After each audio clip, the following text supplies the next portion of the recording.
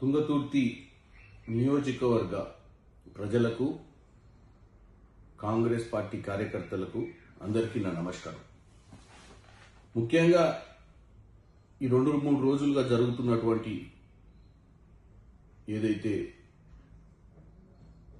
నియోజకవర్గ స్థాయిలో కార్యకర్తల మధ్యన మనస్పర్ధాలు రావడాన్ని, మీడియా ఇస్తున్నటువంటి కథనాలన్నిటి దృష్ట్యా నేను మీ అందరితో మాట్లాడాలని, మీ అందరికీ జరుగుతున్న పరిణామాల గురించి చక్కదిద్దే అవసరం ఉంది. కాబట్టి మనమందరం సమన్వయం పాటించి పరిస్థితులను, ఎందుకంటే మనం అందరం కష్టపడి కాంగ్రెస్ పార్టీని అధికారంలోకి తెచ్చుకున్నాం.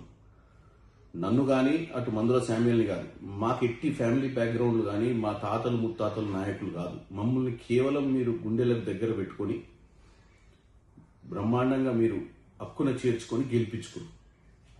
ఈ రోజున సమస్య చామల కిరణ్ కుమార్ రెడ్డి అనే నాకు ఏ మండలంలో కూడా ఏ వ్యక్తిని నేను మండల పార్టీ ప్రెసిడెంట్ కానీ, పిఏసిఎస్ కానీ ఇంకేది కూడా ప్రమోట్ చేయమని ఇండివిజువల్గా ఎవరిని రికమెండ్ చేయలేదు. ఈరోజు మందుల శామ్యుల్ గారికి కూడా నేను మొదటి నుంచి ఒకటే చెప్పిన, వీలైనంత వరకు దేవుడు మన ఇద్దరిని నాయకుని చేసిరు, ప్రజలు మన హక్కున చేర్చుకొని నీకు 50,000 నాకు 70,000 మెజార్టీతో గెలిపించారు.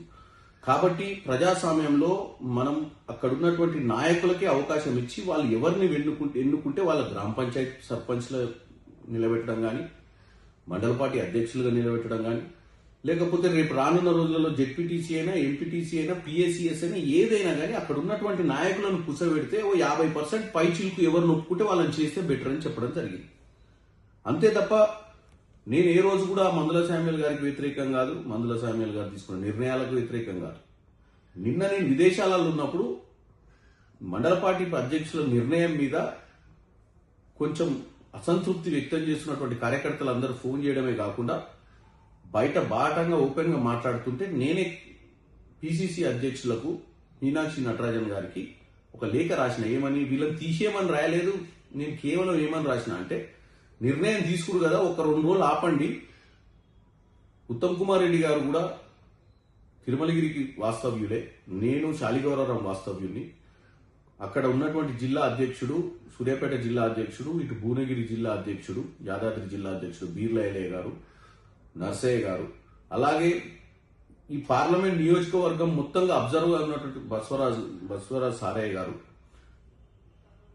నియోజకవర్గం ఇన్ఛార్జ్ ఉన్నట్టు కొండేపి మల్లయ్య గారితో అందరం కలిసి కూర్చొని మండలంలో అందరినీ పిలిపించి ఏందబ్బా ప్రాబ్లము, ఎవరినో ఒకరిని అపాయింట్ చేయాల్సిందే కదా అని చర్చ చేస్తామని చెప్పిన. దీంట్లో నేను మందుల శామ్యుల్ గారికి వ్యతిరేకంగా మాట్లాడలేదు, మందుల శామ్యుల్ గారు తీసుకున్న నిర్ణయాలకు వ్యతిరేకం కాదు. నేను కేవలం అందరినీ కలుపుకొని తీసుకుపోతే పార్టీ ఒక తాటి మీద ఉంటుందన్న ఆలోచన. ఇవాళ మనం గెలిచినాం ఈ పార్టీలో, రేపు పొద్దున అందరినీ గెలిపించుకోవాల్సిన అవసరం కూడా ఉంది. మనం గెలిచినాం కదా అని మనం గట్టెక్కి మనం గట్టు మీద కూర్చున్నాం, కానీ కిందున్న వ్యవస్థల్ని మనం పట్టించుకోకపోతే ఆగమైతాయి. కాబట్టి ఈ యొక్క నిర్ణయం తీసుకున్నా. నేను దీని విషయంలో మందుల శామ్యుల్ గారు కూడా చెప్పిన. అంతే తప్ప దీంట్లో ఏ కులానికో, ఏ మతానికో, ఏ వర్గానికో అన్యాయం చేయాలనో, దేనికి ఎవరి గురించో తప్పుడు మాట్లాడాలన్న ఆలోచన మాకు అసలు లేదు.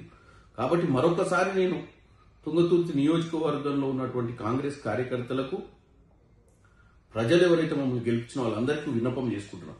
మీరు మా మీద ఎంతో నమ్మకం పెట్టి గెలిపించారు, ఎన్నో మంచి పనులు చేయాల్సిన అవసరం ఉంది. ఈ పార్టీ పోస్టుల కోసం, వీటి కోసం రోడ్లెక్కి కొట్టుకోవడం వల్ల ప్రజలకు మన మీద నమ్మకం సన్నగిల్లుద్ది.